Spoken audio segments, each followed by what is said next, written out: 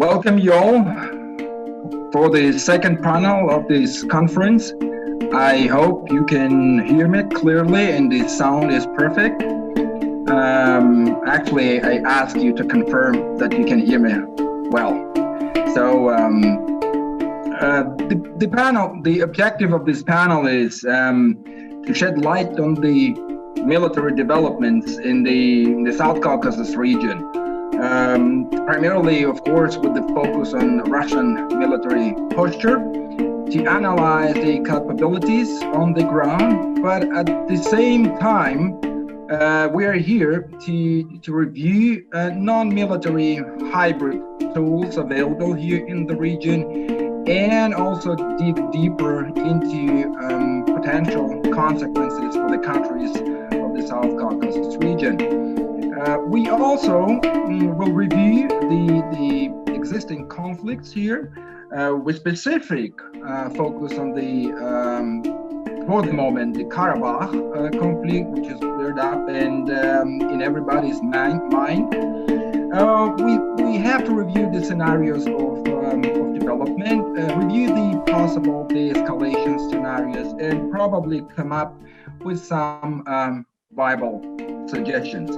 So I will briefly present speakers, and then we'll allow each of you, starting first with Siniku Kasari, to make a presentation, and then of course I will use my exclusive rights to intervene in case I have some specific question. But of course, you know, we have specific section here, Q&A section, roughly 30 minutes, in which I'm going to collect all questions and then redirect them towards respective speaker.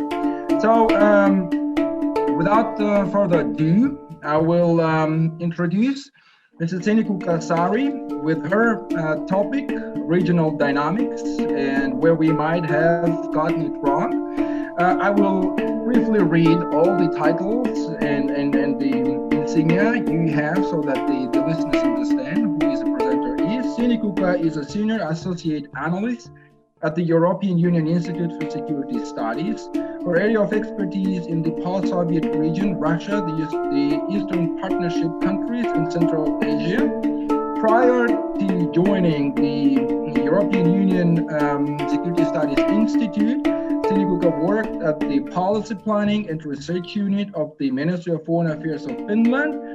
She also worked the Mission Analytical Capability Unit of the European Union Monitoring Mission in Georgia, so she has extensive experience with the situation here on the ground. And also she worked in the Russia and Eastern Neighborhood Program at the Finnish Institute of International Affairs. She holds a PhD in International Relations from the London School of Economics and Political Science. So I am sure everybody knows your CV and bio very well, and the questions will be designed to meet your bio requirements well. So you are more than welcome to start with your presentation. The floor is yours.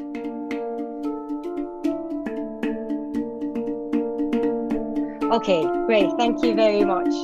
It's a pleasure to be able to participate in this panel, but unfortunately we didn't meet in Tbilisi, but you know, this is a second best alternative. In any case, I'm currently writing a longer piece on Turkish-Russian relations with two of my colleagues. So my original idea for this presentation was to analyze the military conflicts in the region from this wider geopolitical perspective. Now, I must say that, of course, the situation changed quite dramatically since, you know, I promised to talk about this topic because of the hostilities that we are now witnessing in Nagorno-Karabakh. And I think the situation on the ground is very actively challenging some of my original hypotheses.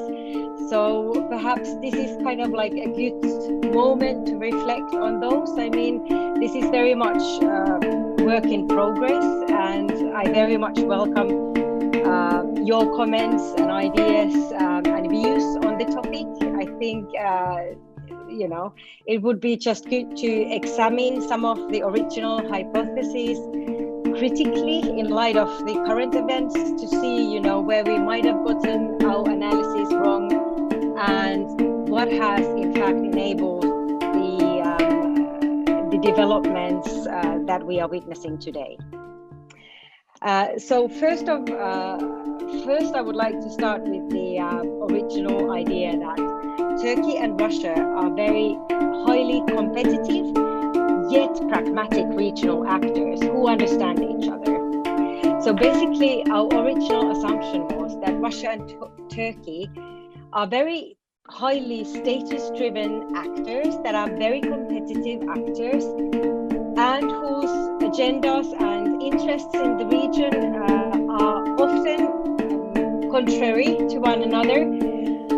So there are kind of like significant tensions in the relationship, yet we also emphasize that there are many factors that are actually mitigating this conflict between them. So first of all, I think our analysis was based on the fact that, you know, both actors have relatively limited resources at their disposal, and then they have a bigger mission to realize, you know, bigger mission internationally, and that fact, that ambition, basically mitigates the conflict between them. So,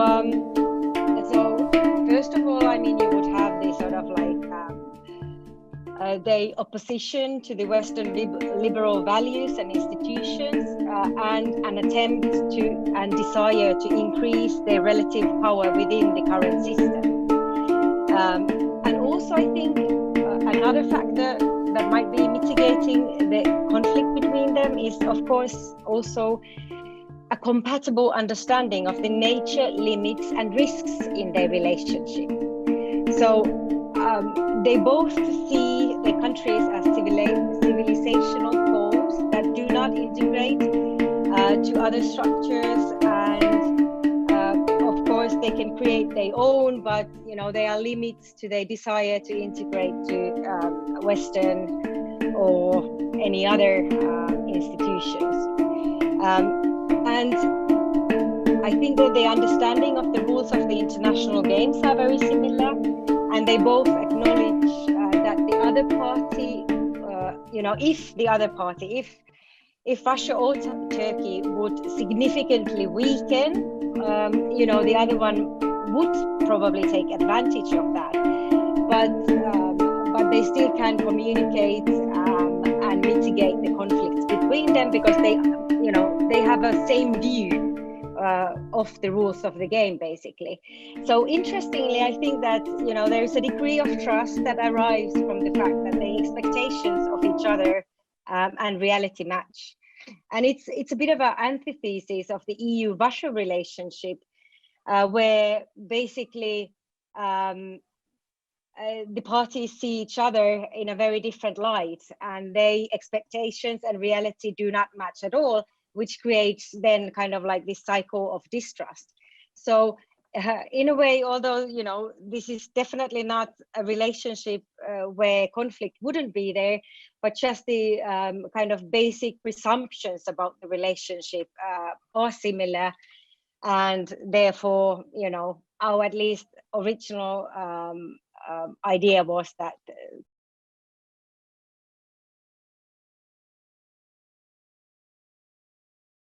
we didn't really pay enough attention to the kind of changing dynamics, and the fact, for example, that, you know, what we have witnessed is kind of like accumulative militarization within the region, and also kind of Turkey's and Russia's more intensive engagement in Syria has also reflected very negatively on in other fronts as well. So I think this is perhaps something that we didn't quite see as clearly as we should have. So I think, and then I would like to add a third factor, which is definitely that, for example, the increasing reliance on paramilitaries and mercenaries in Syria, and that is now spilling over. I think this is one of the very critical things. So although kind of this kind of web of enmities and amities might bring certain stability when it comes to kind of like the old-fashioned war. But now that we are seeing this kind of gray zone tactics, and also that Turkey is engaging with the so-called hybrid influencing much more, that really changes the dynamic also in this region. So I think, you know, this doesn't really bode well, I think, for the region and its stability in future. Well, thirdly, and this is my last point, is that, you know, well, I mean, the original thesis was that as long as there is no dramatic change in relative power between Russia and Turkey, the conflicts in South Caucasus are likely to remain in check, or not necessarily only between them, but also with the local actors. And I think, although we haven't seen like a massive change in relative power within the region, something has clearly changed. So also we got this wrong. And here I think that it seems that Turkey's position has shifted quite dramatically over the past years. And definitely its support to Azerbaijan has strengthened. And I think added to that is the fact that Russia's traditional policy that has served it quite well for the past 15 or so years is not necessarily delivering that much anymore. So also there is this, although there isn't really that much shift in the power balance, nevertheless, there are shifts that we should have taken into account earlier, I think. And one of the consequences of this is also that, you know, internal issues play much bigger role than perhaps what we understood. And I think, you know, internally and economically weakening actors that are very much competitive and status-driven actors, they often have very risky foreign policies. And I think this is exactly what happened in Turkey, that its calculations have changed in the region. So Erdogan is basically using assertive foreign policy, really about NATO and its dynamic. So I think this is something like, because NATO has really approached hybrid influencing as something that it needs to counter that is coming from the outside. But what if NATO members in future will engage in hybrid influencing more? I mean, what does that mean for the alliance? Okay. Thank you. Okay, thank you very much, Sinikuka. It was an excellent introduction into geopolitics of the region. I already noted for me 4 questions. They're really specifically the last 2 seem to me very important, but I will reserve these questions for the Q&A session, and then we'll try with you together to clarify and find out what is your vision and response to those questions. So thank you very much. Stay online. And the next speaker is Dr. Mark Galeotti. I don't think that he needs to be introduced, specifically for those fellows and students who are busy with the notion of Gerasimov doctrine. His title of today's presentation is not less intriguing. It is called Proxy, Spies, and Saboteurs: How to Identify, Resist, and Deter Covert and Deniable Threats. Just a brief still introduction, bio to Dr. Galeotti. He's an expert in modern Russia, especially in security politics, intelligence services, and criminology. He's based in London. He is the director of the consultancy Mayak Intelligence and is affiliated with multiple think tanks and universities. He's a senior associate fellow at the Royal United Services Institute and a non-resident fellow with the Institute of International Relations, Prague, the Middle East Institute Frontier Europe Initiative, and I was, to me, very interested that he is a professor at several universities, including MGIMO Moscow. And from the very beginning, you might reserve this question for you, Mark, is that do you still teach at MGIMO after your publication on Gerasimov doctrine and hybrid warfare? So with that, I will finish my introduction, and of course, the floor is yours. Well, thank you very much indeed. I'm delighted to be here, though obviously would rather actually be there in the flesh rather than just virtually. And on your point about MGIMO, well, I would have been there this spring had it not been for the pandemic, and we'll see. There is a point at which I must say sort of each year I think, well, I wonder if they'll invite me back again. So far they have, so we shall wait and see. But yes, so I want to particularly bring the focus onto Georgia, in some ways using Georgia as an example for the wider challenges that all the states of, well, we still haven't really come up with a good term. Post-Soviet states is increasingly dated. Near abroad is a essentially neo-colonial Russian term. Countries that happen to be bumping into Russia doesn't, also would apply to China. So we're still methodologically thinking of something there. But anyway, exactly, I want to look at the range of covert or at least deniable threats that Georgia faces, given that my esteemed panel members will be looking at much more sort of military specific issues. And in particular, because obviously Georgia not only has, but continues to face the full spectrum of Russian forms of what's also been called calibrated coercion, ranging all the way from overt direct military operations through to subversion, disinformation, and so forth. And I want to start with three problems before going on to these three responses. And the three problems are, first of all, actually understanding the nature of the challenge, by which I don't mean the Gerasimov doctrine, which doesn't exist, just to put that out there. But the point is, in a way, we have to realize that the Russians, in a way, have conceptualized this in two different ways for two different types of instrument and audience.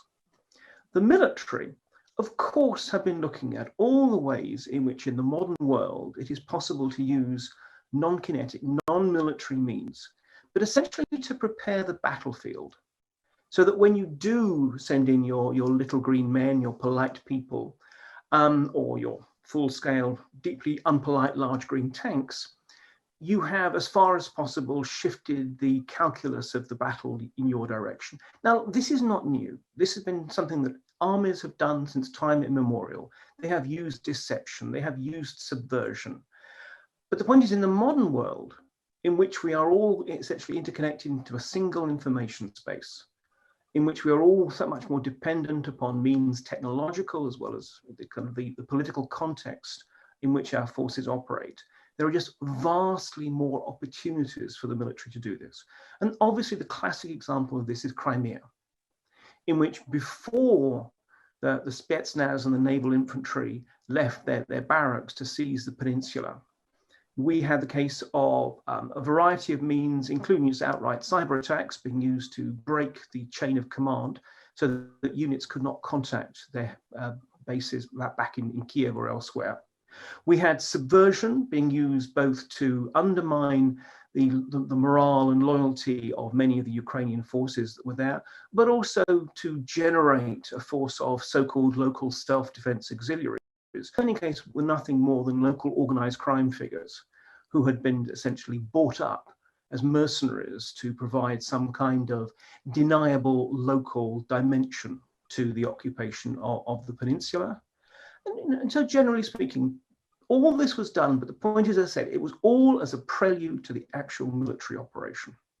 And that's how the military conceptualizes. When one looks, yes, people like Chief of the General Staff Gerasimov talk about all these things.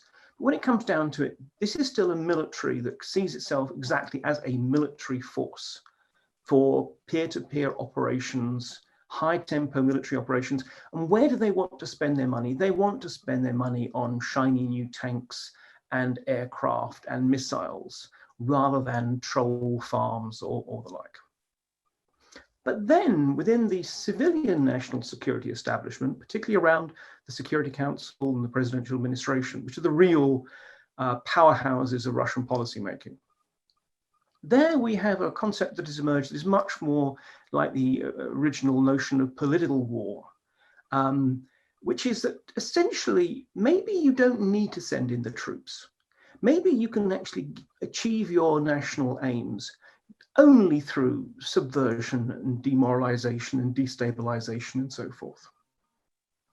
So for them, this is often an alternative to military force, especially one which can then be used, for example, against NATO countries, which, because of the Article 5 guarantee, means that they are essentially bulletproof against direct military intervention. Russia is aware that it cannot take on NATO. It's worth noting, after all, European NATO, without the Americans, without the Canadians, still has more ground troops than the entire Russian military. And of course, of those Russian troops, many of them are having to be kept in the North Caucasus, many of them having to be kept in Crimea, Ukraine, and around Ukraine, and others are having to be kept along the Chinese border. So this is an alternative. When you can't actually go to war, you have this alternative means. The particular problem for us is that in the early stages, these are going to be ways of aggression that look exactly the same. They use the same instruments, whether it's in terms of the intelligence services or whether it's in terms of disinformation or cyber attacks or whatever. And so one of the key questions is always, where is this going? Is this a prelude to military action? Or is this in fact the full essence of the aggression? So that's always going to be a very difficult policy challenge to respond to. Second key issue, key dilemma, is we have a tendency often to think of everything as being sort of run out of the Kremlin, that Putin is this brooding geopolitical chess player who's working everything else out in advance. That's not the way, obviously, Russia works. And the trouble is that often the initiatives that countries face have not been directly mandated by the Kremlin, but instead are generated by a whole range of semi-autonomous actors who are trying to basically please the Kremlin by acting along the lines that they believe the Kremlin would like them to operate. So one of the other challenges is this: has this come from Moscow directly, or has this come from other actors who just simply think that that's what Moscow wants from them? And that leads to the third challenge, which is precisely the sheer range of actors involved. All of the Russian intelligence services, the Foreign Intelligence Service, the SVR, military intelligence, the GRU, technically currently the GU, but everyone still calls it the GRU, and the Federal Security Service, which the FSB, which was intended to be an essentially domestic security agency, but because of the Russian mindset, also regards all of the, what was the post-Soviet space as being domestic in their terms, and indeed has been operating even more broadly than that of late. So all of them are operating, and often operating at cross purposes, entirely separately, because they're all competing. The nature of the Russian system is highly competitive, carnivorously competitive, as they all try and show that they're the ones who are the better agent of the Kremlin. But then beyond that, we have not just the foreign ministry, but Rossotrodnichestvo, the agency which is meant to be working with Russian nationals throughout the world. We have the Russian Orthodox Church. We have a whole range of oligarchs and minigarchs, some who have their own personal agendas, and others who instead just simply realize that if they can carry out some kind of successful operation that will advance the Kremlin's agenda, they will be rewarded. And in the particular case of Georgia, we also have local authorities in South Ossetia and Abkhazia, who we shouldn't regard them as being purely proxies and mindless agents of Moscow. They have their own agendas. Now, they obviously have to work with Moscow, but like any kind of colonial power, shall we say, Moscow always has to realize that the people who are notionally its subjects will be busy trying to use Moscow to their own ends. So a whole variety of overlapping and interconnecting and sometimes even competitive agendas at work, but all of them manifesting themselves in these kind of covert challenges to Georgia's sovereignty, statehood, its borders, clearly, as we know, but also its capacity to act and to react, its capacity to resist, its capacity, in effect, to stand up to a large and bullying neighbor. So, obviously, what do we do about this? Well, what does Georgia do about this? And I broke this into three categories: to identify, to resist, and to deter. I think they're all important ones to raise.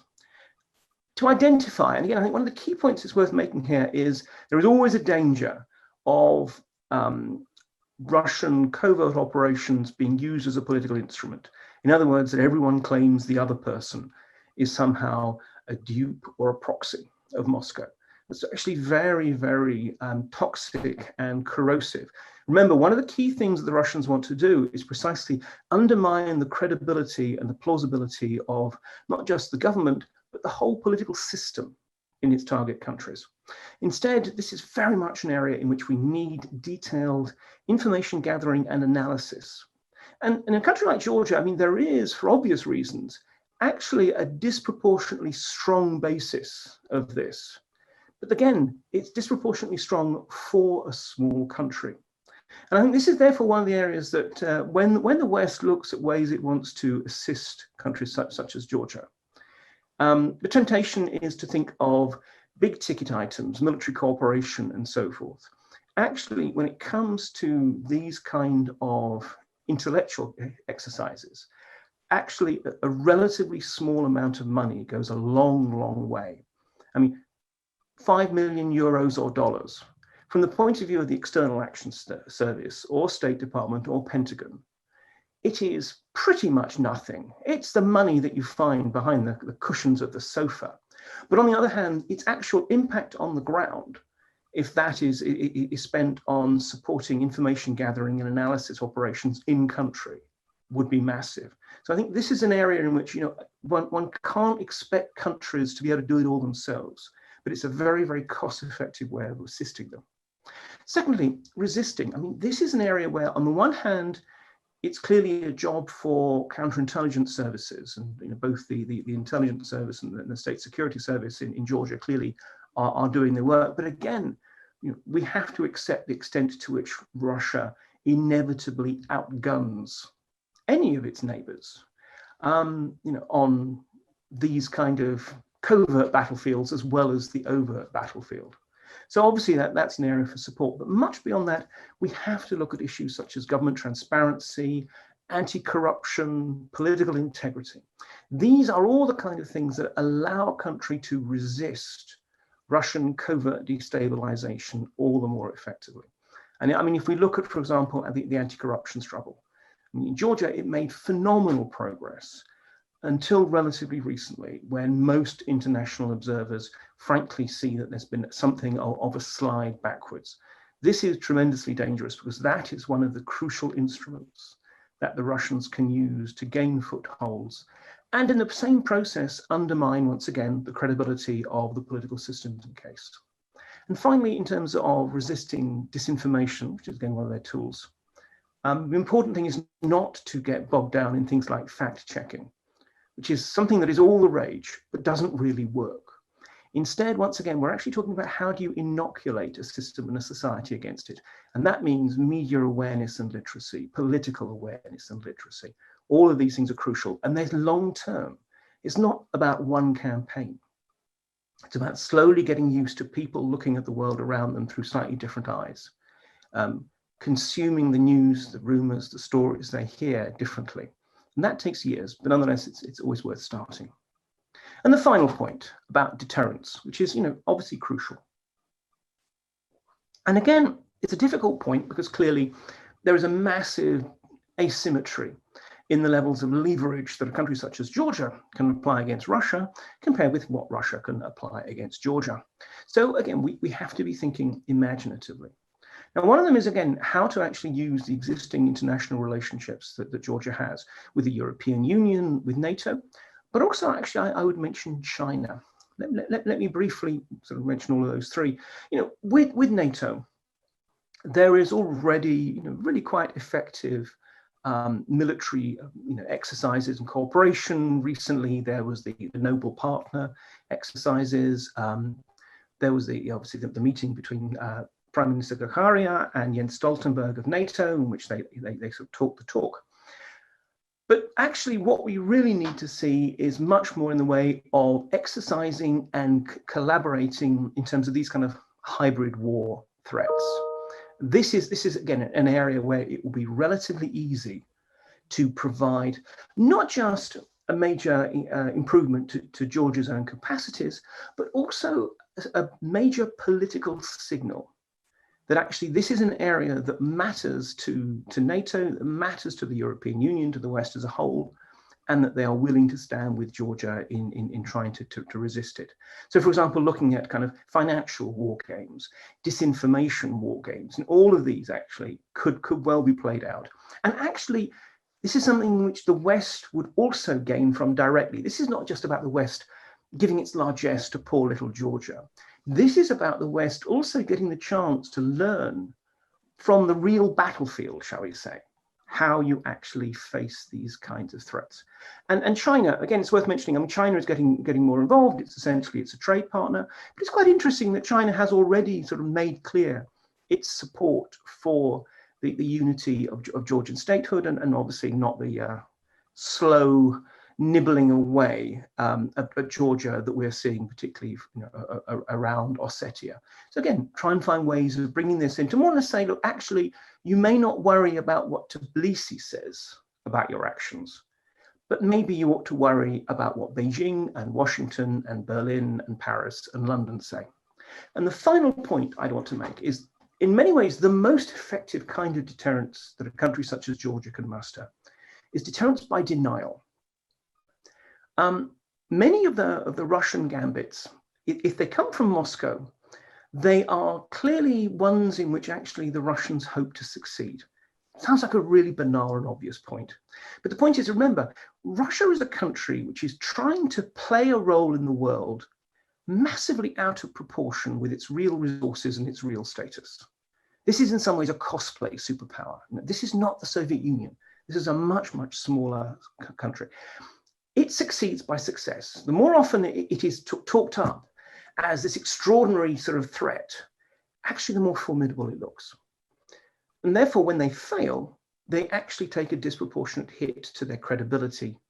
But also, because I mentioned that many of these attacks do not come directly from Moscow, but from a whole variety of other institutions and individuals, they put their own personal resources into this, whether it's the money from an oligarch or the agent network of the resident, the station chief in Tbilisi or whatever, because they expect a return, because they expect, if they succeed, to benefit. If they fail, if they continue to actually fail, then they will stop doing so, because they're doing so for the most, they're doing this not out of a simple sense of nationalism, patriotism, whatever, but because they expect to gain from it. It's a very transactional process. So what Georgia needs to do is obviously build up the kind of defenses. The more it is defended, the harder a target it is, actually the less it is likely to be challenged.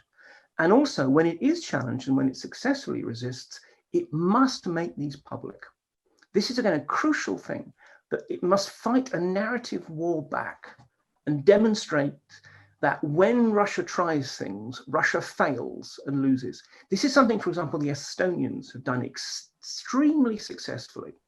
It's painted themselves as a very hard target, and actually it has made many of the sort of the freelance hybrid war institutions, shall we say, much less likely to try the Estonians, but to look for easier targets. So I think I'll end there, but that's my basic take on how a country such as Georgia can try and resist these kind of covert threats from Russia. Thank you, Mark.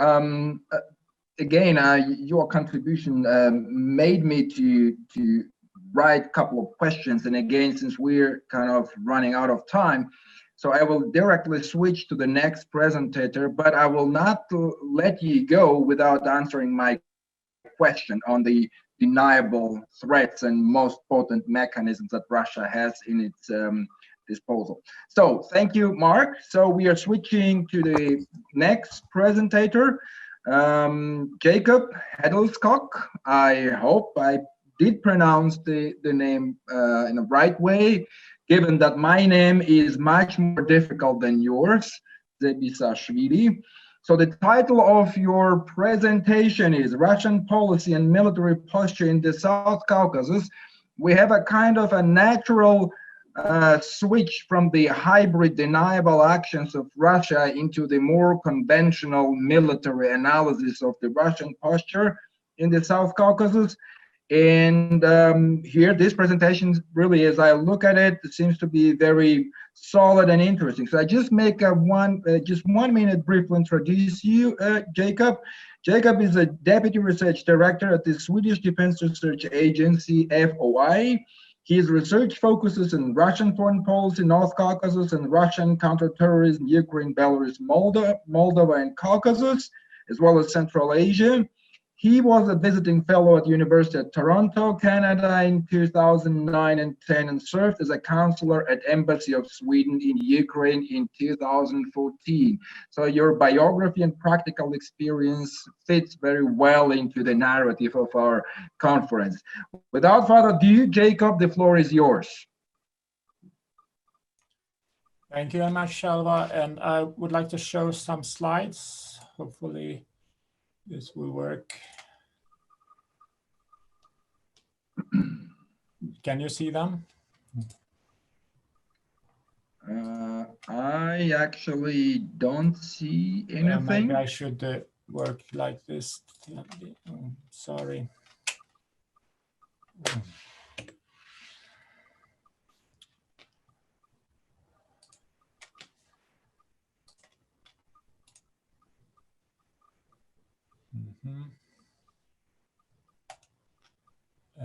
Host disabled participants share screen sharing.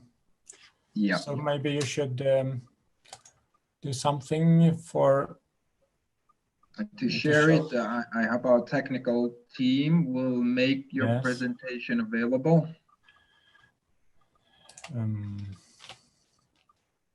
So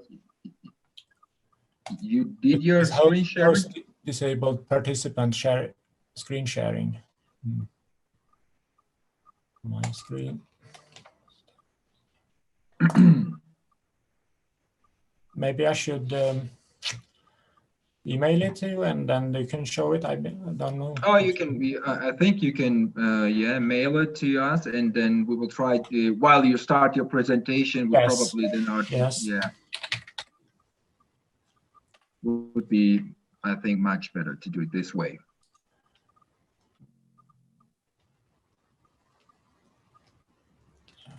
Let's see.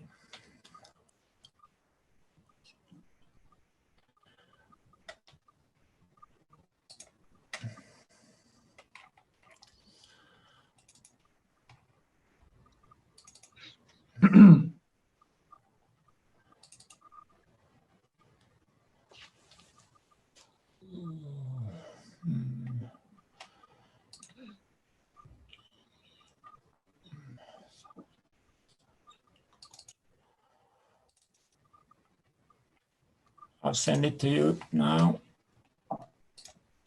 Sure. Yes, and then I'll start. Thank you for organizing this.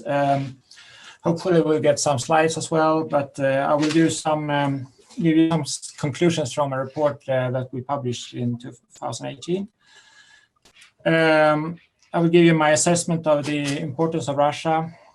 Russia is giving to the South Caucasus, how Russia uses the unresolved conflicts in the South Caucasus for its leverage of Georgia, Armenia, and Azerbaijan, and also briefly what forces Russia has initially in the region and the geographic and infrastructure factors that limit Russia's possibility for a potential military conflict in the South Caucasus. First, there are 5 reasons, at least, why the Caucasus has such an importance for Russia. There might be more, but these are the main ones, I suggest. Geostrategic importance. The Caucasus links to continents, Europe and Asia, and 2 seas, the Caspian Sea and the Black Sea.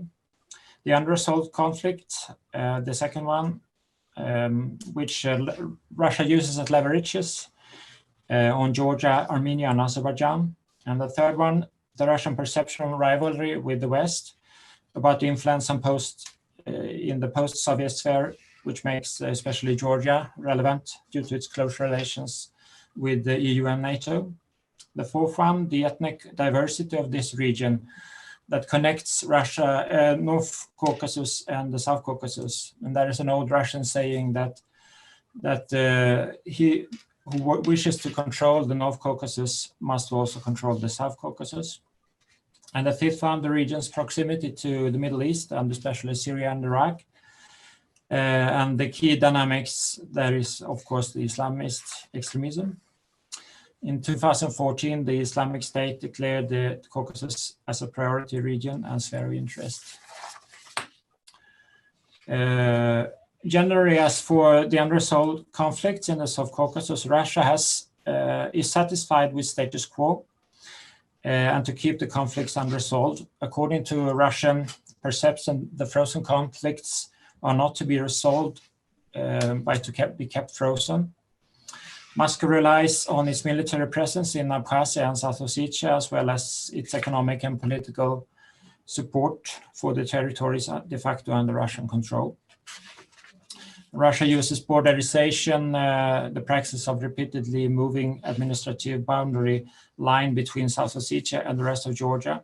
It serves as a purpose for establishing an administrative border which is more easily defended for Russia. The other frozen conflicts, the one in Nagorno-Karabakh, the recent escalation around Nagorno-Karabakh demonstrates the conflict's explosive potential as a potential source even for expanding regional conflict involving regional great powers as Russia, Turkey, and Iran. Among the unresolved conflicts, Nagorno-Karabakh is the one where Russia has the least control, with no troops in the conflict zone. So Russia has a dual role as a co-chair of the OSCE Minsk Group for conflict resolution and as the chief arms supplier for both the conflicting parties. Despite being stubbornly at loggerheads over Nagorno-Karabakh, both Armenia and Azerbaijan are united in mistrust of Russia's intentions. They see Russia chiefly interested in keeping both countries in its sphere of interest and interested in expanding its military presence in the region by deploying troops in the conflict zone. Can we show the slides now, do you think? They're working on that. Yeah. I think we'll the be next able slide to is see. Russia's initially available forces, and that is a map that which would be helpful if we can get it. You can describe it and then Yeah. we can return it as soon as we have map on the screen. Thank you.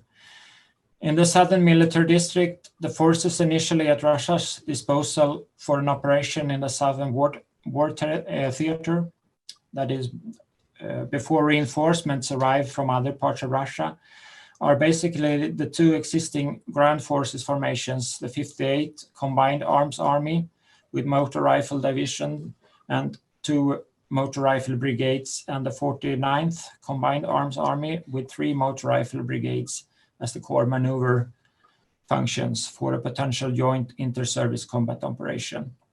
A third formation, the 8th Combined Arms Army, was being formed in 2017 as well. In occupied Crimea, Russia has also established a joint inter-service force group under the Black Sea Fleet, the 22nd Army Corps, established in 2017. Its maneuvers units include 810th Naval Infantry and 126th Coastal Defense Brigade, and these are all marked on the map.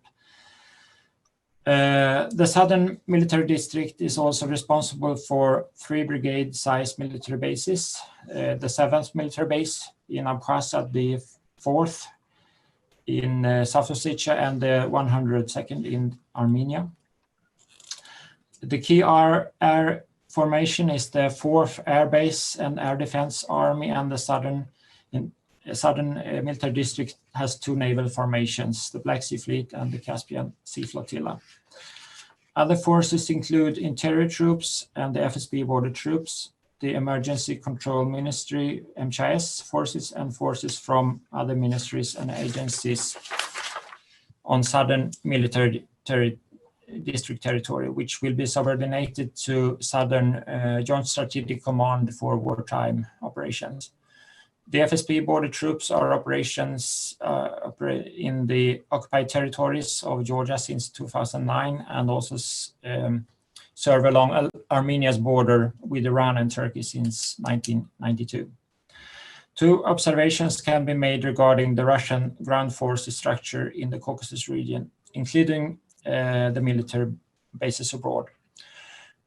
First, in the event of a large-scale war, for example, as part of a confrontation with NATO, the force posture gives Russia several lines of defense. The Russian forces in Armenia, the 102nd military base, the 988th Air Defense Regiment, and the 3,624th Air Base and FSB border troops constitute the first line. The bases in Georgian regions under de facto Russian control, Abkhazia and South Ossetia, plus FSB border troops constitute the second.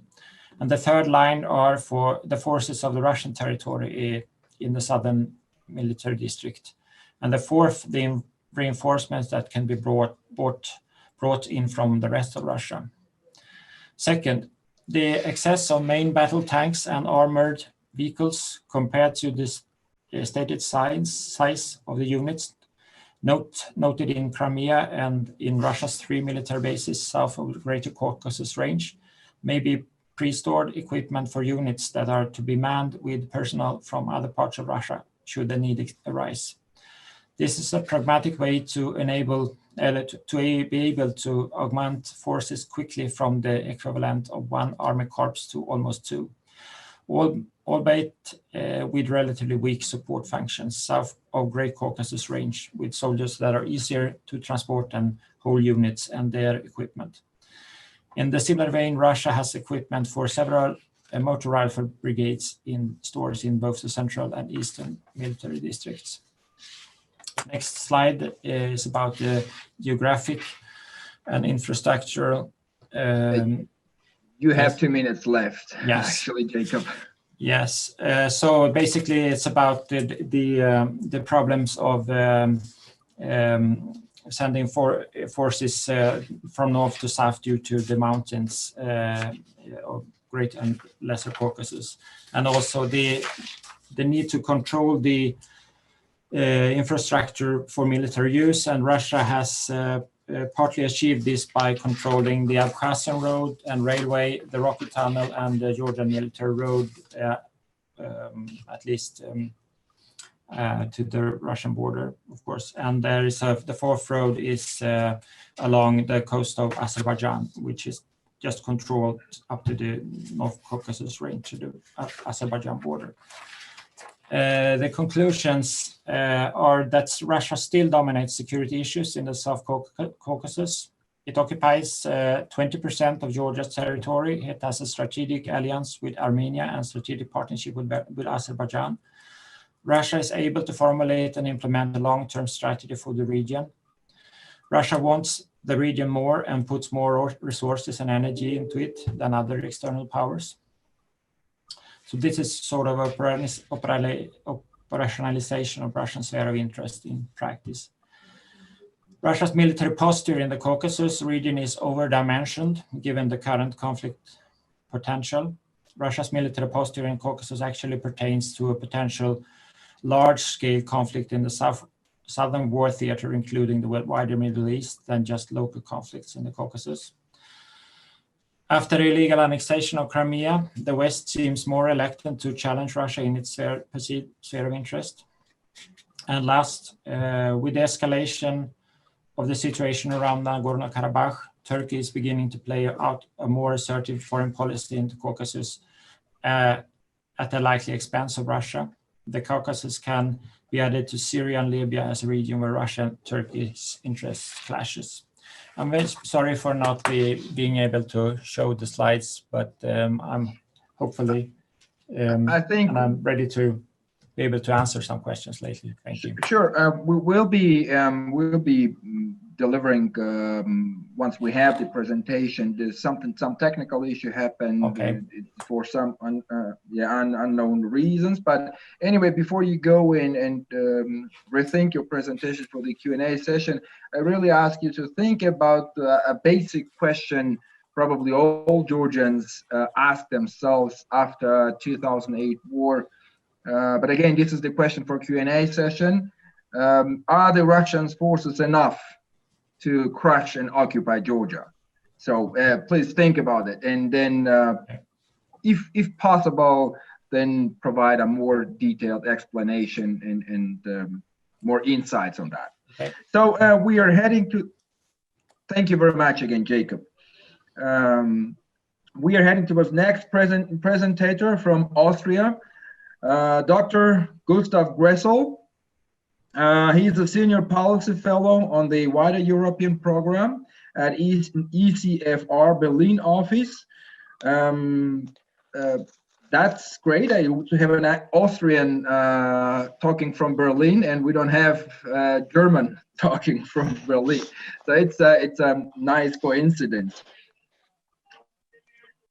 So well, beware of the Austrians that go to Berlin and do politics. You know. Yeah, absolutely. Record of these sorts of people is not always positive. Absolutely. But just one minute, just one short minute, and then you're welcome to continue with your presentation.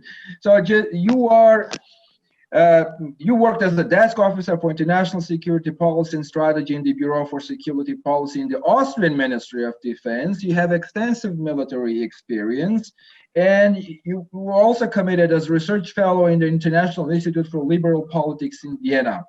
And you received your PhD in strategic studies at the Faculty of Military Sciences at the National University of Public Services, Budapest. So the title of your presentation is a logical continuation of your predecessor, the Russian conventional military threat. Please, you're welcome to elaborate on that. Thank you very much. So I try to pick up what's left from my predecessors. And before I sort of start to answer your question, are the Russian forces enough to swallow Georgia? I'd like to stress some general points with regard to Russia, with what kind of contingencies of crisis and war we are working with, and what's the overall meaning of their military power and military posture, and what strategic purpose does it serve. And this is something especially Europeans have some difficulty to understand, that the Russians are not looking for offensive military capabilities for a tangible security goal. It's a matter of their way of strategic thinking.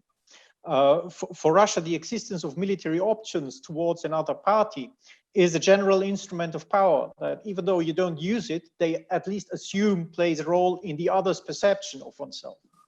So with regard to Europe, as Mark Galeotti referred to, yes, Russia is not interested in waging a large-scale war against NATO. But it would think that if it doesn't pose a military threat to NATO, NATO wouldn't take it seriously. Powerful is the one who may coerce others, and that means powerful is the one who, if needed, may conquer the other, or at least threaten.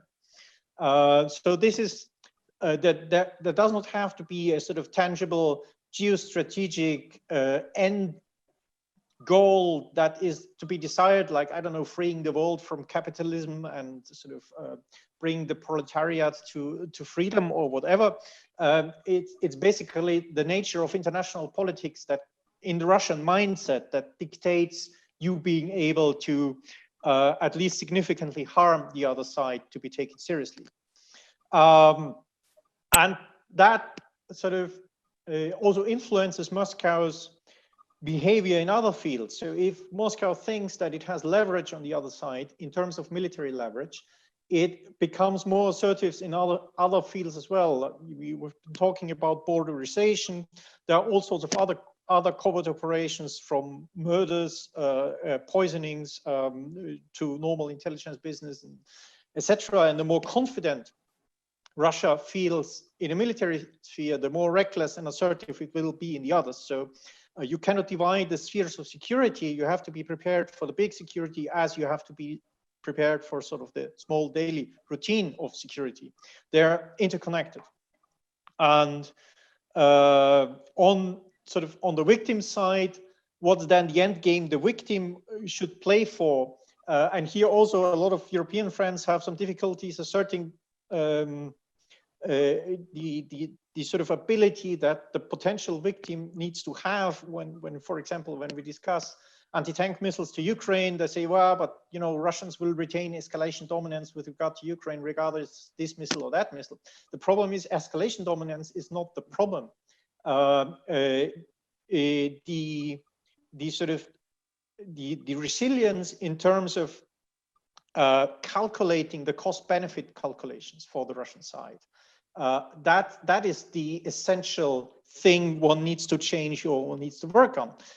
Russia wants to have cheap gains, and it wants to have predictable cheap gains. And the more expensive a potential gain may be, and with a nuclear power, you know, they can win at the end of the day anyway, but they have no interest in governing radiating wastelands. So the higher price they would have to pay for something, the more discouraged they will be to pick it up. And the less predictable the whole affair becomes, even the less likely they will pick it up. And that involves not only your domestic resilience, but then also your diplomacy and the insecurity Russia might face in how would other parties react to the conflict. And the problem here from the European side, that very often for domestic reasons, we love to reassure our own audience what we are not going to do and tell publicly what we're not going to do. And that's the biggest mistake. We should always have the Russians guessing what we're not going to do, because there are a lot of things we're not going to do.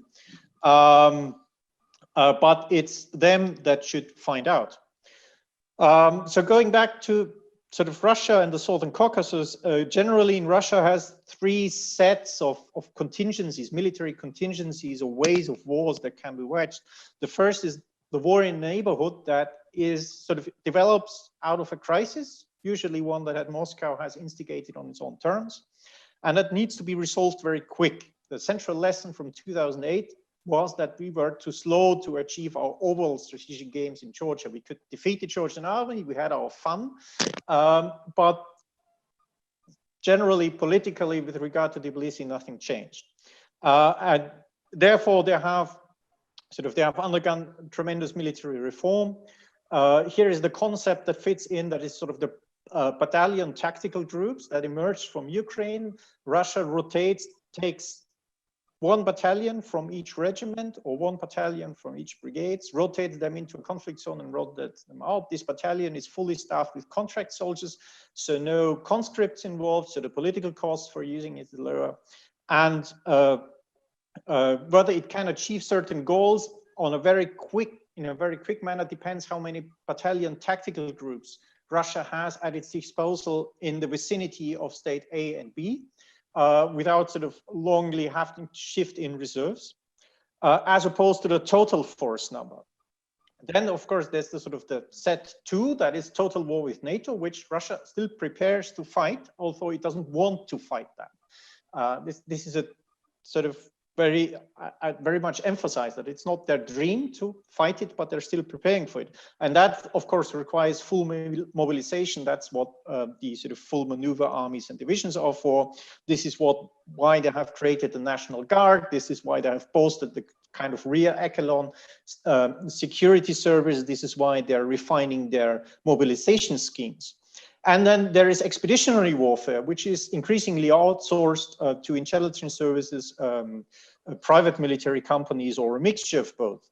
And of course, supplying arms to local proxies.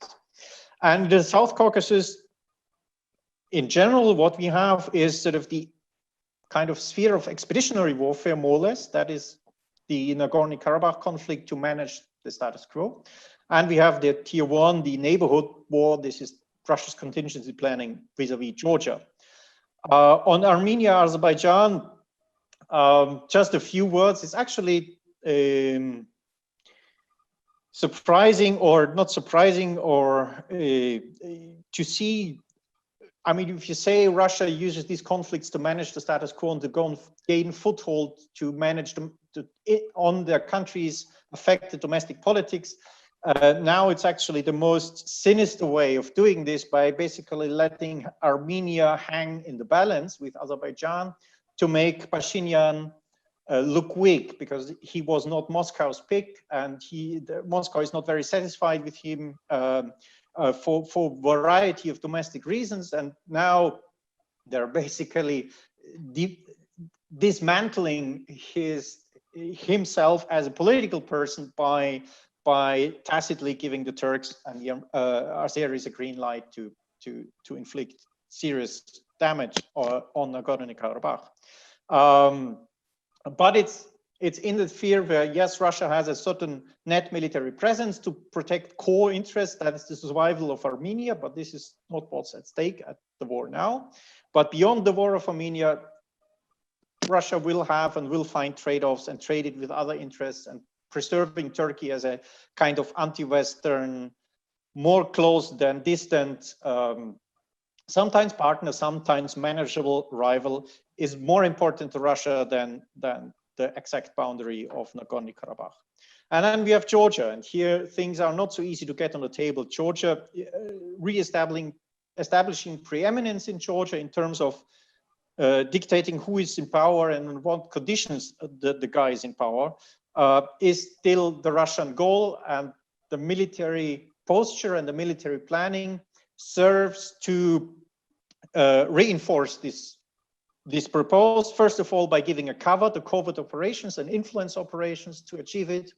And if not, and if things fail, and sort of if they have to be defended in sort of in Russian sense, but defense is all usually offensive, they could be reinforced militarily. And for this, unfortunately, the forces are enough. I mean, Jakob mentioned it, we have the 4th Guards military base in South Ossetia and the 7th Guards military base in Abkhazia, both of which are in size one reinforced brigade. Both are permanently manned by contract soldiers and equipped with armies sort of at the disposal for immediate reinforcement. For the 4th, this is the 58th Army, which is the much stronger of the two, that has sort of 2 motor rifle divisions. The 42th is already existing. The 19th is in the process of being scaled up from the brigade to a division. And the 7th military base in Abkhazia is backed by the 49th Army, which is a bit weaker, has 2 basically brigades and then support troops. The thing is, in sort of current standing Russia professionalization, we can see that roughly 1/3 to a half of the battalions that are assembled in this army and total are manned with contract soldiers. It depends on the service. But that is still a sizable number, and Georgia has 4 infantry brigades, so we are now accumulating much more. Plus, there is of course the 7th Guards Mountain Air Assault Division, which is a fully cadred professional high readiness formation in Novorossiya, and the 56th Guards Air Assault Brigade, also in the vicinity, which is also a fully manned, cadred, and all-time ready-to-use formation. Plus, of course, the potential air superiority. As Jakob already mentioned, the 4 Air and Air Defense Army, and especially there, the 1st Guards Aviation Division, which consists of 6 aviation regiments, predominantly Su-24 and Su-25. That would be the bulk of the kind of ground attack interdiction duties, on top with air mobility to bring in the air assault troops. 2 minutes, Gustav. Okay, 2 minutes left. On top of that, you have a tremendous modernization of the Black Sea Fleet. The amphibious capabilities is not yet there, but it's about to be built. But you have a deep strike capability with the Caliber missile. That, of course, the Russians still have problems with reconnoitering targets for this, but especially at the initial stages of war, to strike pre-reconnoitered fixed targets like barracks, depots, etc., can sort of complicate any defender's defense plan quite quickly. And sort of in this situation, coming back to the first panel, Georgia was unfortunately very, very slow to react to this, because only in 2017, Georgia for the first time shifted towards a total defense concept and sort of forgone on the idea that small core professional troops for international missions would be enough to also protect territorial integrity. We have in a military sphere, expeditionary warfare, counterintelligence, and defending your own country. These are two totally different sets of operations, two different tools of what you need to train your people for, man your people for. And here a lot of time has been basically missed. And now, of course, it's hard to recreate, for example, the reserve forces, to recreate local border militias that are needed to fight as quickly in as large force as possible. Yeah, and I think I'm out of time now, but we can discuss the force posture, etc. Thank you, Gustav. I think we got your messages, specifically with regard to the possibility of Russian major military capabilities in attacks, and what Georgia's weaknesses in this regard and how they look like, and your conclusions are very sobering, I must say, and thank you very much for that. So, but again, I also have a question to you. We will come to this question in the Q&A session, in a brief version of Q&A session, since we already are taking time from this section of our panel. I will now directly go over to our last contributor, Dr. Benjamin Bogosian, with his presentation titled Armenian Security Strategy and Russian Foreign Policy in the South Caucasus. I think this is a high time to highlight the importance of and the relevance of the conflict resolution with regard to Nagorno-Karabakh. And it would be also very nice to listen what's going on for the moment. What is the Armenian view on the situation, and how the West, and specifically also the Georgia, should respond to the ongoing events in Armenia and Karabakh. Thank you, Benjamin, and the floor is yours. Thank you. Hope all hear me well. First of all, would like to welcome all of you. As Shadman mentioned, I'm going to speak about Armenian security strategy and Russian policy or Russian presence in the South Caucasus. And as we have a really little time, I would like to be brief to present some points. So from Armenian point of view, the key security issue or security challenge or threat for Armenia is definitely the Karabakh conflict, or more precisely, the provision of security of Nagorno-Karabakh Republic.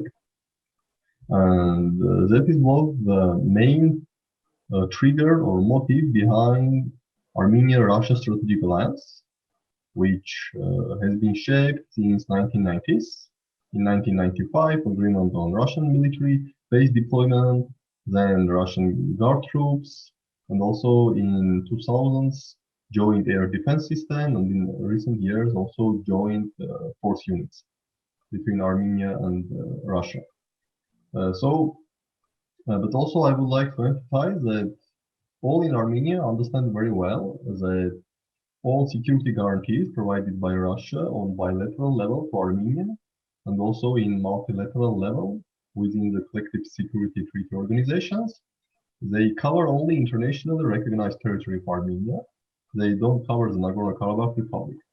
So here, no one in Armenia has any illusion that, for example, if large-scale war will erupt in Nagorno-Karabakh, and if Azerbaijan attacks Nagorno-Karabakh, like Azerbaijan did starting from September 27, no one have any illusion that Russian troops or Russian military base would going to be directly involved in these military clashes in Nagorno-Karabakh Republic, or that collective security treaty organization troops are going to enter the fight. The key for Armenia in its alliance with Russia is to prevent a direct military involvement of Turkey in conflict. And here I would like to mention that both in conflict in Nagorno-Karabakh and also direct Turkish military attack on Armenia. Of course, we all know that Azerbaijan and Turkey has very close military and defense cooperation. Turkey provides a lot of arms to Azerbaijan. Turkey has a lot of military instructors in Azerbaijan, and in current warfare, also a lot of Turkish drones are being used with Turkish operators. And also, we all hear about these mercenaries brought by Turkey into Nagorno-Karabakh from Syria. But all these, they do not equal, from Russian point of view, my understanding is, all these, they do not equal to the direct Turkish military involvement in hostilities in Nagorno-Karabakh. And also, we do not see any direct attack of Turkey on Armenia. So, from Armenian point of view, Russian military presence in Armenia and in general, Russian military presence in South Caucasus is vital for Armenia to secure, again, Turkish attack on Armenia or direct Turkish involvement in Nagorno-Karabakh conflict. I mean, direct involvement with Turkish troops. But also, if you look from a Russian point of view or Russian policy in the South Caucasus, definitely Russia understands that South Caucasus is not only Armenia only part of the region, and Russia wants to have influence on all of the region. Definitely, relations with Georgia, they are in deadlock since 2008, when Russia recognized Abkhazia and South Ossetia independence. And despite some improvements in relations after Georgian Dream came to power in late 2012, these improvements have been mainly in economic sphere, like Russia opened the market for Georgian wines, for Georgian agriculture. Then Russian tourists started to visit Georgia, and until events of June 2019, I guess maybe Russian tourism was among the top visiting Georgia. But politically, there was no breakthroughs, and I don't think that any breakthrough is possible as far as issue of Abkhazia and South Ossetia is not resolved. So if you take out Georgia, and Armenia is a Russian ally, so the main fight was going with for Azerbaijan. I mean, fight for Russia to increase its influence in the South Caucasus. But simultaneously, Azerbaijan is a close ally of Turkey, and they have, we all know, they have cultural and ethnic very closeness. The language is almost the same. Also, the religion is a little bit different. I mean, Azerbaijan is mainly are Shias, Turkeys are Sunnis. So there are some process of Sunnification launched by Turkey with support of Qatar also in Azerbaijan. But in any case, Turkey also viewed South Caucasus as a significant part of its neighborhood, and especially after 2003, when AKP came to power, and especially after 2016, this unsuccessful military coup, when Turkey really launched very assertive foreign policy, trying to get out from his restrictions of being only a tool for US foreign policy in the region and trying to establish itself as an independent regional power, which himself will decide with whom to cooperate in whatever conflict or whatever regions. So this also brought Turkey significantly into the South Caucasus. I mentioned about strategic partnership between Turkey and Azerbaijan, and in 2010, both countries signed an agreement on military defense cooperation. But also, we all know that there is a strategic partnership between Turkey, Georgia, and Azerbaijan. Each year, the Minister of Foreign Affairs meet, Ministry of Defense are meeting. There were, in last year, there were several even small-scale military drills. I mean, trilateral military drills. So Turkey wants to increase its influence in South Caucasus, mainly using Azerbaijan, but also gradually increasing its economic involvement or joint Turkey-Azerbaijan economic involvement and economic influence in Georgia. We all know that SOCAR, the state oil company of Azerbaijan, is one of the main or biggest investors in Georgia. And we know that Turkish businesses and Turkish investments are very widely, they are existent also in Adjaria, Georgian region. So in this regard, we see that there is some competition between Russia from one point and Azerbaijan from another point and Turkey from another point to increase the influence in Azerbaijan. My guess is definitely Russia is not happy with Turkey's growing influence in Azerbaijan, but also Russia believes that the key to reinstate itself in Azerbaijan is the Nagorno-Karabakh conflict. We all know that till 2004, the so-called Madrid Principles and then updated Madrid Principles have been provided by Minsk Group co-chairs, US, France, and Russia. And this principle envisages a phased solution. During the first phase, some territory should be returned back to Azerbaijan. Then international peacekeepers should be deployed on a new line of contact. And then referendum should take place in Nagorno-Karabakh to finally fix the final legal status of Nagorno-Karabakh. But there is no clear time frame when this referendum will take place, how this referendum will be organized, etc. This was provided in 2009, this plan, by statement of Russia, US, and France presidents. And then in 2011, in June 2011, in Kazan, there was a summit between Russian, Armenian, and Azerbaijani presidents, but the summit failed. But these Madrid principles were the base of the so-called Kazan document. But then in 2014, Russia put forward its own plan, a little bit revised version of Kazan document. And according to several sources, this Russian plan, which also many call a Lavrov plan, on behalf of Russian foreign minister. This is almost the same Kazan document and phased approach solution, but its Kazan document calls for international peacekeepers, and it calls that no OSCE Minsk Group co-chair country could participate in this international peacekeeping mission, which means Russia is automatically out from this potential peacekeeping deployments. Lavrov plan calls only or mainly Russian peacekeepers to be deployed on the new line of contact.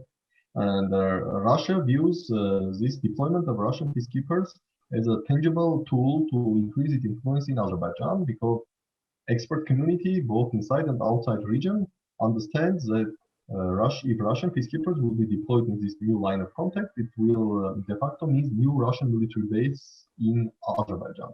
And in that case, Russia will have 2 military bases in South Caucasus, in Armenia and then in Azerbaijan. And also, if we take into account the military bases in Abkhazia and South Ossetia, even 4 military bases. So starting from 2014, Russia put forward this Lavrov plan. But after April 2016 war, this Lavrov plan was rejected by Armenia. And Azerbaijan also definitely was not happy with this Lavrov plan. Turkey was not happy. And my guess is the United States and France, they also were not happy with Lavrov plan, especially after 2014. We know the crisis between Russia and the West, and we know the new policy of containment of Russia, efforts to decrease Russian influence in post-Soviet space, especially also in South Caucasus. And definitely West will not be happy to see another de facto Russian military base deployed in South Caucasus. Then there was a Belarus revolution in 2018 in Armenia, and starting from 2015, there was interestingly development that Azerbaijan started to significantly increase its relation with Russia. And it was economic relations. Azerbaijan and Russia participated in joint North-South international transport corridor, India, Iran, Azerbaijan, Russia, and Northern Europe. And also Azerbaijan started to purchase a lot of Russian weapons, more than 5 or 6 billion US dollars. And obviously Azerbaijan hopes that by coming closer to Russia, Russia will put pressure on Armenia to make some concessions. But interestingly, Azerbaijan also was not ready to accept the Lavrov plan. But it hoped that somehow Russia could maybe revise Lavrov plan. But in any case, they hope that Azerbaijan-Russia improved relations may result in some pressure from Russia to Armenia, and especially after the revolution, when there was a widespread perception that new Armenian authorities are not very welcome in Kremlin, because Kremlin does not like those who come to the power through street demonstrations or through power of people. Azerbaijan saw that, okay, maybe this is the right time to put even closer to Russia, and hope also to exploit this potential disagreement between Armenia and Russia, or potential freeze in relations between Armenia and Russia to get some concessions from Armenia. But in the last 2 months, when we have this border incident in July 2020 along Armenia-Azerbaijan international border, immediately after this border clashes, we see a significant change of Azerbaijan's foreign policy. Azerbaijan started to significantly improve its relations with Turkey. We saw 2 large-scale Turkish-Azerbaijani military drills in mid-August and also the mid-September of 2020. So my guess is that Azerbaijan maybe was frustrated that this 4 or 5 year policy of coming closer to Russia, of taught-in Russia, or improving its relations with Russia, all this policy did not provide the results which Azerbaijan anticipated. And now we have this war, and here, from my point of view, interesting situation. Russia understands that war supported by Turkey, which currently Azerbaijan wages in Nagorno-Karabakh, each day of war, it makes Turkish positions more stronger in Azerbaijan. Just today, President Aliyev, in his interview with Turkish TRT TV channel, thanked President Erdogan for support, hailed Turkish drones, and also yesterday he sent a letter to President Erdogan thanking him for their support. So Russia understands quite well that each day, when war continues, it means more stronger Turkey in Azerbaijan. But from another point of view, I believe Russia also hopes that if Azerbaijan will gain some advantages, but not fully destroy Nagorno-Karabakh, it may force also Armenia to accept the Lavrov plan. I mean, to accept the deployment of Russian peacekeepers and give some territories back to Azerbaijan. So my understanding is that Russian now waits. So he is not interested war to continue too long and to have too strong Turkish influence in Azerbaijan. But also he hopes that if war is not very long and if Armenia starts to lose a little bit, it may result in Armenia's acceptance and Armenia and Azerbaijan joint acceptance of Lavrov plan and the deployment of Russian peacekeepers. Okay, thank you, Benjamin. I will directly jump into the Q&A session since we're gonna steal some 5 minutes from the break time available between the panels, and I will directly ask you and then go over to other panelists. Very short, just 1 minute for each response, because I want to ask also other contributors. Okay. One question: what do you think will be the outcome of this escalation in the Nagorno-Karabakh first, and then whatever the results will be as an outcome of this escalation? And as Sini Kuka also mentioned, do you believe that the relationship between Armenia and Russia will be worse anyway? 1 minute all, time. regarding the outcome, I don't believe that simply forces will come back to the status quo even in September 26. Like nothing happens, ceasefire, no big changes on the ground, no peacekeepers. I don't believe this is possible. Some changes, some significant changes will happen. Regarding Armenia-Russia relations, if Russia is successful in his plans and if Armenia and Nagorno-Karabakh will have some losses in Nagorno-Karabakh and Armenia will be forced to accept Lavrov plan, I mean to accept the deployment of Russian peacekeepers and also to accept the Russian offer to give some territories back to Azerbaijan, this definitely will be perceived as a defeat in Armenia. My guess is it will significantly weaken the positions of Prime Minister, and most probably Prime Minister could not be in his position till coming parliamentary elections, which are 3 years away. So if Armenia have losses and if Russian peacekeepers deployed, I believe that we will have some change of government very soon in Armenia. And in that case, I believe more, not pro-Russian, but more reliable persons from point of view of Kremlin will come to power in Armenia. Okay. Thank you very much, Benjamin, for your insightful presentation. A very quick question to Gustav Gressel. What you mentioned that the Russia is in their need to have a predictable results. That's actually what Russia is aiming at with regard to Georgia. But then the next question, and again, one minute for the answer, what Georgia has to do in military domain specifically to deny or negate Russia to receive predictable results?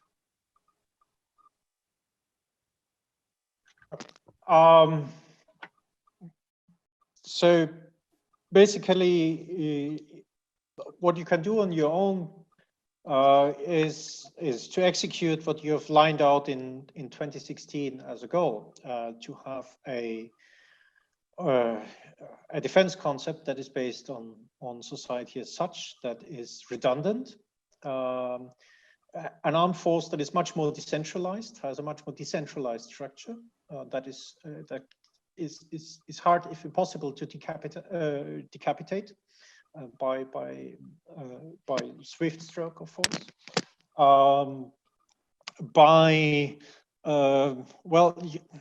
Sort of in air defense, Georgia is about to, or trying very hard to gain capabilities. Some capabilities like air defense, electronic reconnaissance are key. So some stuff has to be invested. Otherwise, be as well networked as they can be. Try to, even sort of in sort of the initial phases, when sort of the hybrid stuff starts, to be as prepared as possible, and be try to play that on the international arena so that it gets diplomatically uncomfortable. And the precondition, and here I come, I think, to the Estonian speaker in the previous panel, is domestic cohesion and consensus on this. That if you look, for example, I know the Georgians hate when I bring up the example, but Sweden and Finland during the Cold War were in an equally tricky, difficult, especially Finland, position with a mighty neighbor to the east. But defense, national defense was always the consensus topic in Finnish politics. You know, there was the army was the army, it's the nation's army, it's not the government's army, it's the nation's army. And that is where I see also some critical issues in Georgia with regard to political culture and how to treat a government and how to treat an opposition, especially, or a former government. Thank you, Gustav. Excellent. Well noted on the importance of total defense concept and societal and governmental resilience you're referring to. Jacob, again, a major question. Do you think really that Russians are up to occupy in the end Georgia, and do they have resources, both military and political, to achieve this result? I don't think that Russia is planning to invade Georgia, but if there will be necessary, it can do that because they have the resources. And Georgia has now membership in NATO. Again, like in 2008, there will be no help from Western powers in the military sense. As I also mentioned, the Russian military posture in the South Caucasus is over-dimensioned and can handle more bigger tasks than capturing Georgia, actually. On the other hand, the southern military district, which was until 2010, although being the smallest one of the most prioritized or powerful, it has shifted its after the annexation of Crimea, and now is looking more to the west as supporting Russia in the western direction. And a couple of that is the creation of the 8th Army in Novotcherkassk. So although the task, of course, is southern military theater, it has also a supporting role in the western direction. Sure. Thank you very much, Jacob. And again, Mark, and I will combine this question to the question submitted by one of our attendees here in the conference. Do you think the Orthodox Church is a powerful tool in Russian arsenal to exert these kind of deniable threats? I don't think the Russians can consider the Georgian Church to be a tool. That implies it's simply an instrument. The relationship between the Georgian and Russian churches is more, I would say, an alliance of convenience. I mean, obviously, the Georgian Church has massive legitimacy, even though scandals and the whole issue of response to coronavirus have eroded that slightly.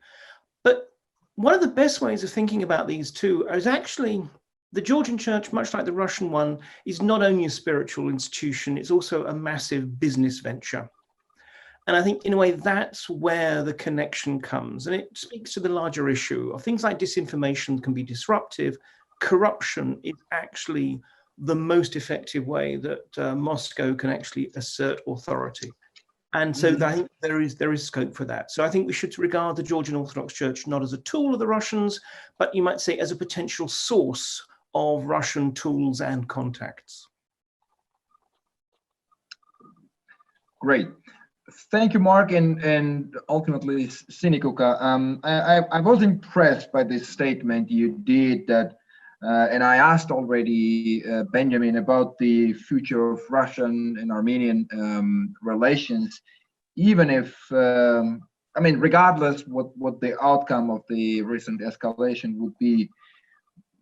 And also you were referring on so-called balance of power in the region, based on the similarity of two major powers, Russia and Turkey. Very quick answer: why are you sure that the Armenians will not trust Russians, even if the Russians, let's say, imaginary, will stop Azerbaijanis in conquering the Nagorno-Karabakh? I mean, what makes you be sure that the relationships will worsen between Russia and Armenia?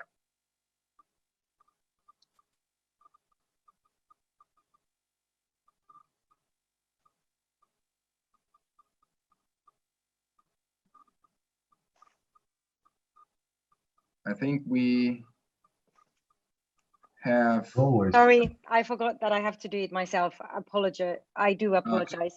Okay. So anyway, yes, perhaps if Russia indeed did what you just described, definitely the situation might be different. But I think it's highly unlikely, and I don't think that Russia has indicated in any way that it is about to do that. Quite the contrary, I think that it has really tried to kind of like get all parties to the negotiating table and to have ceasefire as soon as possible. But basically, I don't think that it has taken like a strongly Armenian side and is likely to defend Armenia. So yeah. So I think at least more likely is that it will have a very negative effect on the relationship. Yeah. And so I very much agree with Benjamin here, and share your analysis, Benjamin. Thank you very much, Sinikuka. Thank you to all panelists on the wonderful presentation and insightful contribution you presented here. I think we all learned plenty of things.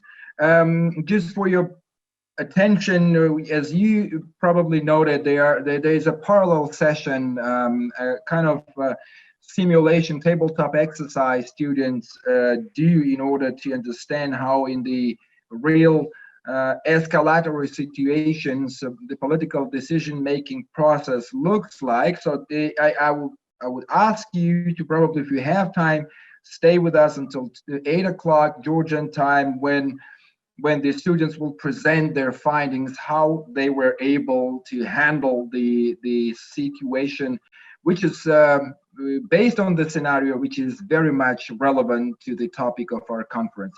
Thank you very much again, and I hope to see you outside of the panel with a conference or in Tbilisi. I very much enjoyed the time with you. Thank you very much.